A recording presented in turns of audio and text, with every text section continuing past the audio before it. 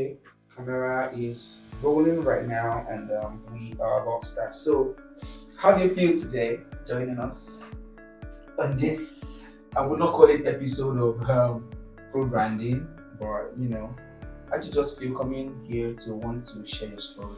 Sincerely, is a thing of honor. I really appreciate this opportunity that's given to me. So I have to just carve out time for it because it's not something that you can be opportune to have. So having such an opportunity is something that we need to just grab and make good use of this time. Well, personally, I'm grateful, to have you here. Thank you. I've seen the things that you do and how you talk about those things passionately. And I, for one, just like it too. I want other people also to know about the things that you do because there are not so many people that have passion to do what you do.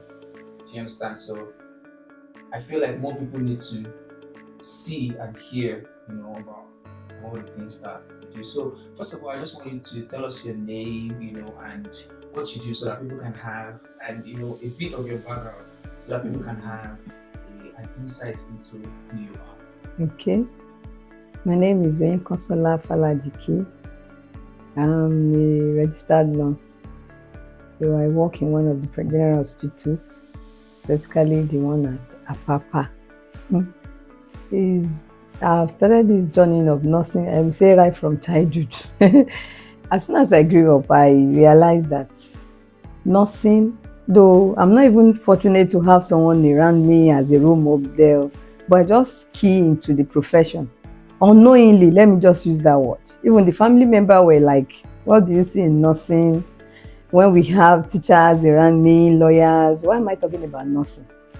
I can't really figure it out then when I was talking about I want to become a nurse, So to the extent that when I was in GS1, I was asking my elder ones, asking them that if somebody wants to become a nurse, Bishop, okay, GS3, because we were given an option of Introtech or home economics. So I was asking them if somebody is actually going to become a nurse in the future, which of the courses, which of the subjects should I go for? I said, one of them advised me to go for Introtech, and I don't know how to draw. That was the challenges I was facing there. But I used to have a friend then, he used to support me. He is also an architect now. So he used to support me in drawing. That was it. Then entered SS1. I started my chemistry. I had the challenges of further maths, chemistry and all that. But I said, I'm going to become this nurse. Eventually, I finished my SSC. I was looking for admission. I was so fortunate I made my papers at once. I did my work and I made it at once. Okay, admission was not forthcoming. So I did JAMB. I was not given the admission as in university, uni Ibadan. So I was not given the privilege of a blessed memory. One of my brothers is gone now, he's late presently. He helped me to one of the school of nursing to obtain the form. But nursing has been a tough profession to even get admission into the school summer because it's summer competitive. Unfortunately, I was not given. I was still at home. My friends, they've all gotten admission. They were in school. What's this happening? Must you go for this nursing? I said, it's this nursing. I will know that one day I will go for become a registered nurse. Some people were even advising my mom, maybe I should go for this auxiliary of the thing, going to one hospital to learn the thing. I didn't see it as a good option, so I didn't go for it. I come from a very low background and nobody to support my mom for my schooling. They were also discouraging her that, how are you going to get the money for this school? The school is expensive, and even going to as in doing it in university too is expensive. I told my mom, let me start working. I started working. So I gathered money. I continued with the JAMB of the thing. They were not taking me. So I did other school of nursing. Eventually, this 2004, that was when I got admission into School of Nursing at Abeokuta. So I was so fortunate. The person that helped me eventually just gave me an option that I must pass the entrance exam, which I did. God helped, I did, and I passed. So to compensate him, he didn't even collect anything. He was telling us that the only thing I can use to compensate him, I should just ensure that I come out without any retaking, because we have this retaking of a thing in School of Nursing that if once you do the exam thrice, you'll be eliminated from School of Nursing. You won't even, in fact, you won't even have it as an history that you've gone to School of Nursing before, because nothing will be given to you. It's just like a wasted years and wasted time, of which it was obvious. Then we had seniors, they were still in school because of this issue of nursing council exams that they failed. In fact, I remember one lady, the last attempt, she failed it again. She trekked from Abeokuta at Idiaba, and as in she was mad. Trekked down to Ilaro, all because of the failure. In fact, I just thank God, and eventually I did so well in my nursing. I finished. So I looked into it. What other thing can I do? I went for my midwifery because I had a dream when I was about to change my mind of giving up to this, as not doing nursing again, when it was not forthcoming and years were passing by. So I just had a dream that I was in Lutz, this teaching hospital at Idiaba. So I was there. I found myself among newborn babies, and I was cleaning that, taking care of them, taking deliveries. So that was what spurred me into School of Midwifery. So I had to make inquiry from my senior ones that if one wants to become a midwife, what can I say? As a post-basic, let me go for my midwifery. That was how I started my midwifery course, and I finished in 2011. So I was so passionate, and each time I see a pregnant woman, I give them my best. I give them my all, nurse them and ensure that they have a safe and sound delivery. So when I finished, where I was working in one private hospital, then pediatric hospital. That was when I really had the full experience of pediatric nursing, because the woman, she's a consultant, she's still there. She's a consultant in pediatric realm. But when I finished my midwifery, she said she would like me to continue in that same hospital. I said, no, I want to gain more experience in this midwifery course. So I went out to opt for another job, private hospital. The money was so small compared to where I was coming from, but I said just because of the experience, and I had as in full experience. I just gave those people 6 months. After 6 months, I left the place. I started using my experience in midwifery. So I had opportunity of complicated deliveries, and I was full of experience. So before I now started working in another place, then eventually I hopped out for General Hospital. That let me even see what they are doing there. So that's why I'm working in General Hospital presently.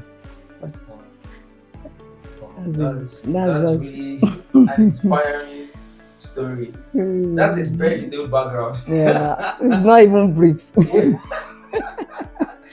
a very detailed background, and I love that you were able to delve into some people see where you are today, but they don't know what you have gone through and what you have passed through to be able to get to where you are. What always makes me happy is how you tell your story, how you're passionate, how you are saying it. And I'm like, what? Like, I mean, I've seen people that are passionate about what they do, but your one is on another level, So what was that defining moment for you that just like, hey, I know you said that you loved nursing since when you were in secondary school.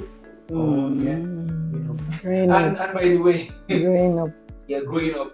Some of us, not what we wanted to do in secondary school that we ended up doing, but for you to follow that path, I mean, something that you always wanted to do till this moment is really, really like intriguing and inspiring. So yeah, what was that defining moment for you? Like, what was that defining moment for you? Like, yes, is either this or nothing? And the major thing was when I had the period of being employed as a nurse. There was one organization like that before my nursing field. I was not able to help the person. and already was going, as in the person was about giving up. So I said, is there nothing they can do? The family were not having anything to help themselves, as in to go to the hospital to get good care. So I couldn't help. So I said, no, had it been that I've become what I said I've become now, I could have been able to be of help to these people. So I said, no, I just have to go for this nursing so that I can be of help to anyone that come across me and help them in times of helping them to live right. That's just the major thing. What was your passionate about? Yeah. That's really good. So since like when you have started, I'm sure you have faced some challenges along the way. So what are some of the most common challenges? And you also said something about how you got into midwifery or midwifery. Okay. I don't know if I pronounced that right. Really tried. So and that's what you've been doing presently. So like, what are some of the most common challenges, pregnant women face during prenatal care? How do you address them? Especially this last year, 2024, was a great year of challenge in my life, because in my ward, as in that my maternity, where we do take delivery and take care of posts, as in those that had a baby, I just made up my mind within me that this year we are not going to lose any woman that is pregnant, nor lose their baby while they are giving birth. So it's just like, immediately I told one of our doctors that, and we all embraced that talk. So we gave him our best, because in 2023 there was one woman we lost. It's really, in fact, I was literally crying for her. What happened was that this financial constraint that made her not to come to the hospital. She was admitted. She said there was no money. She went back home. Unfortunately, the condition has really changed before one of the neighbors came in to check on her and brought her to the hospital, but we couldn't help her and she died. But the child was, as in, she had a baby. We tried to help her because we took her down to the theater, the session there. She had a baby, but unfortunately, she still lost her life. So that's 2024. I said we are not going to lose it. I said it myself. Not that I'm the head nurse in that place. No, just an assistant. So just said we are not going to lose. Actually, I'm going to give him my best in prayer and everything. So unfortunately, like in November, December, they were bringing terrible cases. There was this woman I nursed. She came in a pool of blood. What happened? It was she fell down, and when she fell down, unfortunately, she's supposed to come to the hospital eventually, but she didn't come. So when she came around, we started resuscitating her. I was calling her, I can't even forget her name. Cynthia, you go nowhere. You are not going to die. And that's what I was telling her. Each time I communicate, you just make sure you respond. Cynthia, hope you are doing well. So there's this anti-shock garment we usually use to help the blood from the lower parts of the body down to supply blood to the other vital organs such as the heart, the brain, and all that. So I used it for her. She was still bleeding. So we did a grouping and cross matching in order to replace those bloods. Yeah. So as if it was not enough, while we were doing that, they brought another pregnant woman that same night. She too, she was bleeding, and she already had like 5 children. So, and we call them at risk because the womb has been carry already, is weak, come to think of it. So that's another. She too was bleeding, but she was full, as in she stamped, as in her baby is already 9 months. So we started on her. There's nothing much you can do because already the womb is weak. So what you just needed to do is to just allow the process of labor to take its course. There was more. I was talking to God within me that, oh God, help us with these 2 terrible pregnant women. The women that came this night. So the doctors were not even, as in they were not around what I mean. If eventually it leads to CS, the person to operate wasn't around. And I said, God, I don't want the death of any woman this year. And yet, this is happening. So that was it. I gave him my best, and eventually she had a baby. The bleeding, when the baby was out, at least we could do any other thing to arrest the bleeding, so we did. So the other one that was bleeding too, her bleeding stopped. I was so happy. So we did everything we could do to that one too. Her bleeding stopped. My subsequent shift again, I had one of the staffs in that hospital that she works at, the dental. We are not that close, but she said she has been hearing about me, that she want me to be in the labor room when she wants to have a baby, that I always give him my best. I said, Unfortunately, she didn't cooperate. She was already pushing, as in the service, as in the place, the passage. We call it passage and the passenger. The passage, that is where the baby will come out from. She was already pushing. I was telling her, this is what you are doing is dangerous, because the service can tear. The womb can tear. She was supposed to push at 10 cm, and she was at 6 cm, so she was pushing. Unfortunately, she had what I was telling her, cervical tear. The cervical tear she had, she was bleeding, and she gave birth to a very big baby, being a first timer, 4.2. The baby came out flat. So when the baby came out flat, it was a great challenge on my part. I held to the baby. The oxygen, I checked it before the delivery. It was working. I never knew that this cylinder probably was almost exhausted. So by the time I was about to help the baby, it was our theater is not that far from us, from the labor ward. So I took the baby, I held the baby to myself. I ran down to the theater room. So when I got to the theater room, I did continuous suctioning of the baby. I resuscitated, did a cardiac massage, and the heart was there again. I couldn't find the heart, as in the breathing, everything has gone before taking that. I was talking to God that this baby is not going anywhere, because I don't know. They know me right from the gates. That's why everybody called me. So imagine this baby going or whatever. At the end of the day, they will just look at it that who is the midwife that took the delivery. In fact, it was just a miracle. I added spirituality to my midwifery stuff, because you can't do it without spirituality. Some people, they said, let me use that word. They said they follow them right from home.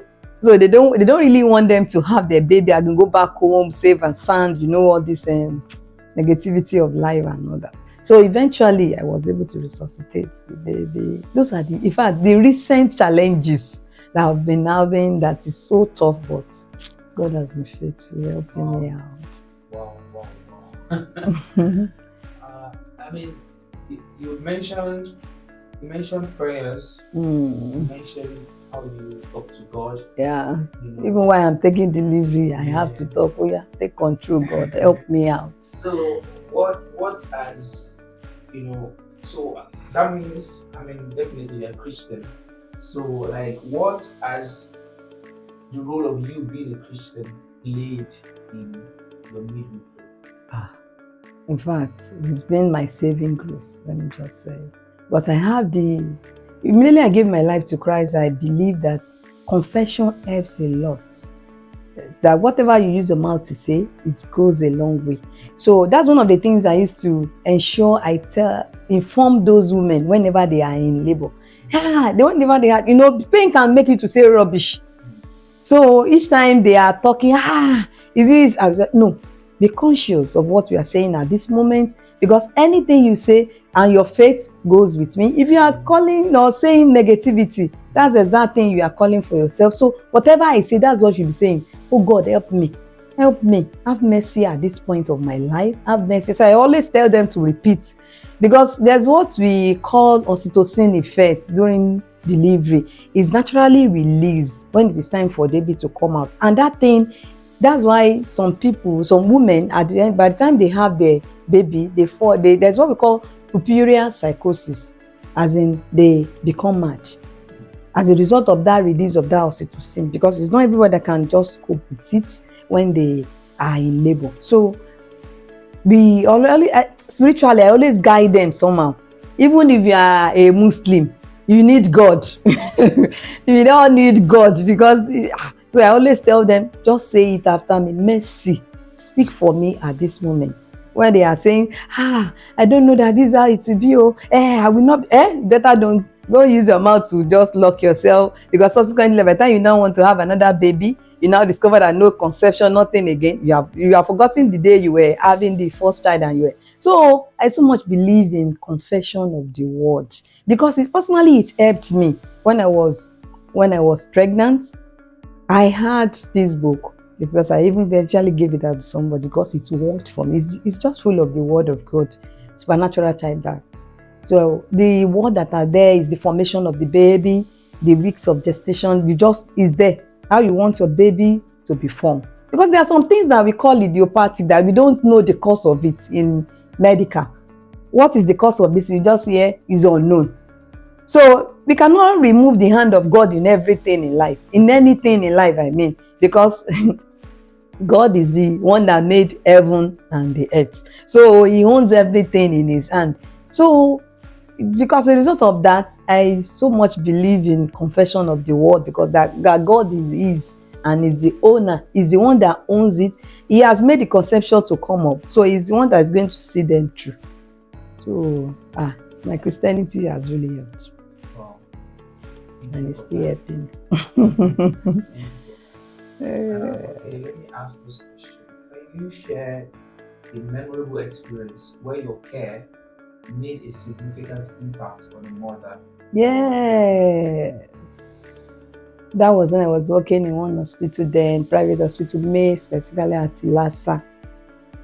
In that hospital, the midwife is always the one attending to pregnant women. So, fortunately for this woman, each time she comes on antenatal care, she meets me. She always meets me.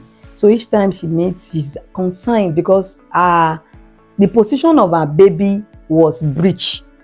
So this breech is that is the buttocks of the baby is down and the head of the baby is up. So it has been a great concern for her because she already had like 3 children, and she knew what it means that if the buttocks is down and the head of the baby. So I was encouraging her that don't worry, the baby can sit on. Okay, she was like 28 weeks later. By 20, it is expected of a baby to finish turning, all this turning maybe by 32 weeks or so, maxi. But this baby did not turn. Was still maintaining the breech position. So I kept on encouraging her. The day she will have her baby, she met me again at the labor ward. That I was the one that took her delivery. Thank God the baby was not that big. That was my first experience of taking a breech position baby. So we maneuvered the baby, and she too, she cooperated and she had a baby. So she was so happy. Some years passed. I just met her when I was going to work. In fact, she was saying, "This is your baby." She gave me virtually everything she had in her hand. That if not because of you, I could have gone with this pregnancy. If not because of you, I could have not had this baby. As in, she was so excited. Not even what she gave me that day that was my joy. My joy was, so I could be a blessing to this woman. And she still remember, like 2 or 3 years after, because I've left the hospital, I've gone to another hospital that I was. So I was so happy that I could be a blessing to her. And subsequently, even in this general hospital, I still met one that was greeting me. Auntie Nurse, you forgotten my face. You were the one that gave me that hope to have my baby. You know the way I was doing that, you were able to say you was go and call my husband. And eventually I was able to. I said, thank God. How many people will I remember? Maybe always you see different faces every day. So that's it. I really enjoy my mission. That's really good. I'm just learning a lot from the experience, because myself, I'm always about. I did a video where I was talking about why I do what I do as a and I was talking that I didn't know what I was going to do with my life, because it was just music. Photography found me, and then I was at a point where I thought that I don't think I can ever do anything else. Photography found me, and what that did for me was it just made me see that it shifted my focus away from myself, and made it all about people, you know. And just you talking about your story is just like a life of impact. Like it's just really, really great. So two more questions. All right. Yes. Okay. So how do you approach building trust and strong relationship with expectant mothers and their families? Actually, as a person, I'm a very choosy person. I ensure I tell you what you are about to face. So I tell them, but if eventually they are not seeing what we are saying, I will tell them, most this number one, everything lies on you. Especially, okay, when a woman is pregnant, because sometimes I do it voluntarily to go for this antenatal health talk in my unit, in my hospital, to prepare their mind ahead. Because I discovered that some of them, they don't really know what is expected of them thereafter. By the time they want to have the delivery, when you be telling them, okay, you have to cooperate, you have to do this, you have to do that, they are seeing it as they are helping you. So I make sure I tell them what it entails. That's okay, when it is time for you to deliver, these are the things that will help you and your baby without bringing anything called complications for you. Then thereafter, after you have your baby, okay, breastfeeding. Most women of nowadays, they don't want to breastfeed because of the mindset that probably later their breast will sag and all that. I tell them the best thing and the best will you can give to your child is exclusive breastfeeding. If you do it, you are helping yourself because it will prevent you from having cancer, uterus cancer, breast cancer, all these hormonal problems that women used to have. So I tell them, each time I tell them, some of them buy the idea. Then I also try to change all these misconceptions, especially when a woman, can you imagine a woman going through that type of labor and thereafter they will get home, they start using hot massage on them and make sure I carry them along that this is not right. Why? Because it's going to dilate their blood vessels and in the future they are prone to high blood pressure, which is not healthy for them. So I always tell them, I use myself as an example. I never did this when I had my children. All this hot massage, that's the benefit, or it will help your tummy to go down. Not at all. Once you breastfeed your baby exclusively, it even help your womb to return back to position. So sometimes I usually give them my number in order to call me on any challenges, so that they will not be giving the baby any concussion. They will not be taking all this concussion. You know, some people go to an extent of using all this gene. That is the gene that will help them to bring out all the bad blood. I don't know where, all these misconceptions are plenty.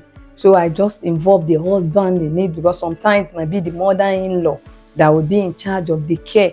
So sometimes when I'm opportune to meet the mother-in-law, they come. The women sometimes they point the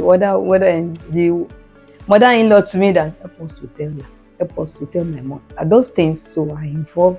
I do it to the extent of involving the extended family, that is the mother-in-law, the mother in the care, so that at the end of the day they will not be a victim of complications which might not help them. Then I always correct the mindset of CS and vaginal delivery. CS is not an issue.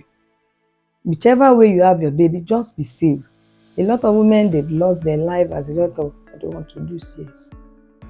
So I try to correct their mindset on it. Once there's difficulty in passage of your baby, as in your body coming out, maybe, there's three things we consider in delivery: passage, passenger, and the what's it called, your psyche. Once it can't take it again, as you know, I said something that hormone is being released. Once the hormone is not allowing you to even push, the maternal effort is not there to push out the baby. Let's then session the baby, don't have your baby and be fine. You mentioned psyche. I know I said it was 2 questions before. Yeah. But maybe I just make it, no short, problem. So I just want to quickly ask this question, right? So because you mentioned psyche, that's mental health. Exactly, So goes along. what are your thoughts on the role of mental health in maternity care, and how do you support mothers who may be struggling emotionally? Yes, it really goes a long way. You know, women, there are some women that they don't really know how to go about what they are passing through, and it has a great effect by the time they want to have their baby. But we just try as much as possible to let them say whatever they are passing through. Whatever they are passing, one thing I used to tell them is that yours is not the first time.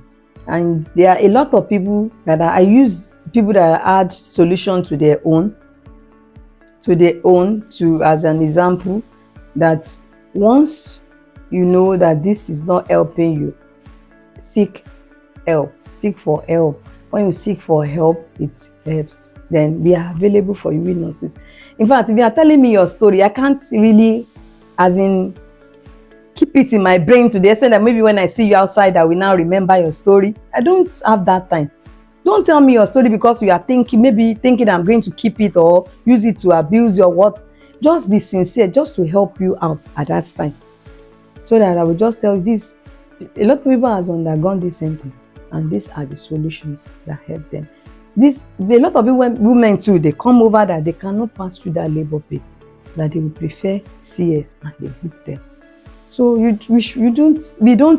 don't impose things on them. We allow them to make an option and tell them the consequences of the option they have made, the pro and the con. So if they still want, we go for it, and if they don't want, we change their mind. So we don't impose, because mental health goes a long way in helping everyone. Okay, last question. You have been doing great so far. Ah, Honestly, well done. thank you. The last question. So, if there was one thing you could improve in the current healthcare system for maternity care, what would it be? Why? Yes. In fact, nurses in Nigeria are really trying, because we don't really have enough equipment, which is a great restriction in doing a lot of things. But yet, I was telling one of our doctors that by the time I leave this country now, go outside the country, will I be able to cope, as in without improvising? Because we really lean on improvisation. When this is not working, we try to look for something that looks like and that will still help us to some extent to carry out a good health care for a patient. For instance, there is what we call CPAP. There's machine for the CPAP, it's not available. But there's a way we nurses connected the oxygen gauge to the water. We use water bottle, we cut it, we put water, then put, in order to help a child to live, as in to breathe. So the water we pass inside it, we serve like what's it called, humidifier, as in that's like a liquid that will be helping to aerate the respiratory tract of a newborn, and the child will continue to live, and eventually the child might not need it again. A lot of things we improvise. If this is not working, we use this. If this one is not working, for instance, feeding tube. Instead of us to get the suctioning tube, we use feeding tube sometimes to suction our baby. We apply plaster, round the suctioning, the big suction, then we insert the tube into it, then we still, and most of the time it gives us results. So equipment, once it is well equipped, then it will also support us, we nurses, and it will help us to give more, as to give in our best. Wow. More than the one we are given. Don't you guys engineer? On the spot. In fact. I'm really enjoying this interview. I don't want it to end.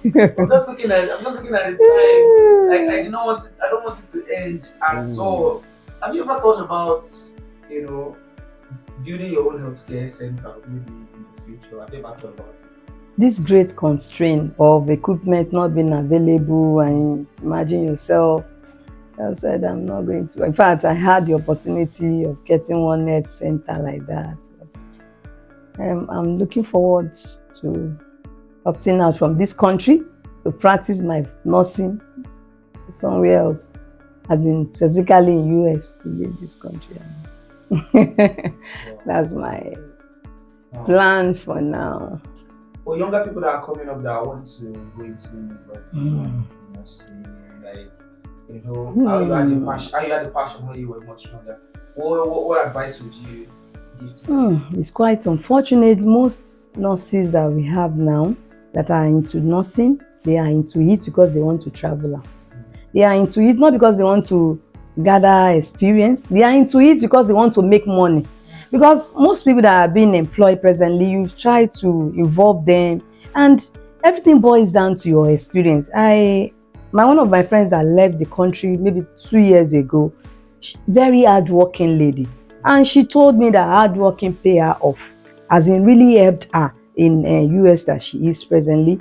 Now, if she's most of the time she's the head of the nurses, that even gave her a form of relaxation compared to others, because then when we were working together, she would do her things herself. She does not call for help. So when she got there, all this work was not an issue for her. She was doing it with ease. She told me that one of the nurses that was employed in her facility was sacked because they couldn't carry out what they needed to do. Because you just have to work. And one of the things that will help you is gathering of experience. And Rome is not built in a day. It's not something you can just have as in a thinking of an eye. You just have to start it from somewhere. But most of them, they don't want to work. But I will advise them that it's good for them to start from somewhere. Nigeria might be like this, but it has been a helping country for most nurses that eventually travel. I always say something to one of them that I worked with, told her that you can't be a lizard there, assuming that you're going to become relevant over there in the country, as outside the country you are trying to go, because it is whatever you have been doing here that will also help you over there, and the incompetency will show thereafter, and a lot of things is expected of you to know before they employ you. So when you be like, you don't know this, that's too bad. So it's good for them to know, put in their best, so that they can also be confident, because nursing is all about, you have to be confident of what you are doing. If you are not confident, how will you help your patient? There's no how. You have to know what you are doing. When you know what you are doing, it will bring relaxation to your patient each time you are carrying out your duty, and they will be able, to some extent they believe you, and they should just put eye on whatever, on the nursing profession, not because of the benefits alone. There are a lot of benefits in nursing. Yes, there are a lot of benefits in nursing.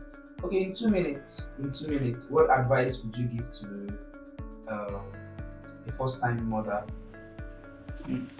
Okay, for first-time mothers, you just need to need support around, because it can be so overwhelming when you just have the baby. Need support, full support from the husband and from the relative. I always tell them that anytime that anybody that comes for your omungo, use them. Send them what you want to send them, because by 1 month, 2 months, they agree. If some of them will not even stay till 2 months, maybe like 1 month they will leave you. So you will be, and it will be. So the major thing is that when you are breastfeeding your baby, you can express extra in a cup. Maybe it's your mommy that is with you, give it to her, and while you go and relax, your mom or your mother-in-law teach them. I used to teach them how to give the baby. Just be using spoon on the side of the lip and be giving the babies gradually, and you go and sleep, relax yourself. Send your husband to do things for you. Don't show super skill for them. I don't want anybody to see that I'm lazy. By the time they go, only you will be facing it too. So send your husband to involve him in the care of the baby. And if eventually you are not where your mother-in-laws are around or anybody, and it's just you and your husband, involve your husband in the care. And when I was bringing up my children, my husband knows how to even tie that pad than myself, because I involved him. I can't do it all, it's overwhelming, it's tiring.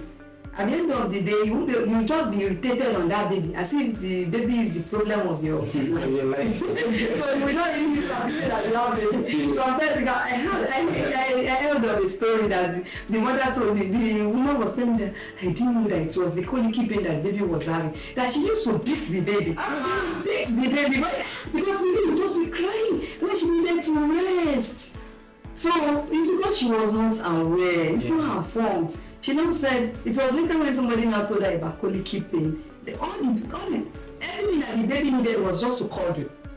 I used to tell them that this mindset, misconception that you are carrying your baby on your hand every time. No, it's not easy for those babies too. They are coming from one realm to another realm in a new environment. I used to give an example that if you leave this country now, you go outside the country to Canada. Is it really you get used to the place? No. So the same thing, newborn baby are not getting used to new environments easily. It still take like 1 month, 2 months before they realize that I'm no more in the womb. That's why you realize that you're still calling themselves as if they are still in the womb. So most of the time, just carry them, put them on the chest. After breastfeeding very well, put the baby on the chest, then cuddle. Give to your husband too, to help him to carry the baby. Teach him. Don't do superwoman, no, because it's tiring. So I used to tell them, involve especially your husband in the care of your baby. It helps in relieving a lot of stress on the first-time mothers. Wow. This has been so power-packed. Thank you so much for coming. Like, there's so many things that we are ignorant of that we don't even know about. And you sharing your knowledge, your experience and all of this is really good. I think you should look into creating content like this. Because I think many people need this, and this is really beautiful. So we appreciate you for coming. Thank you so much. Thank you so much. We're so grateful and appreciative of you. Thank you. Thank you so much. We appreciate you. Thank you. For choosing me. Yeah, we are grateful. Honestly. For this, I really appreciate. Oh, thank you, Gani.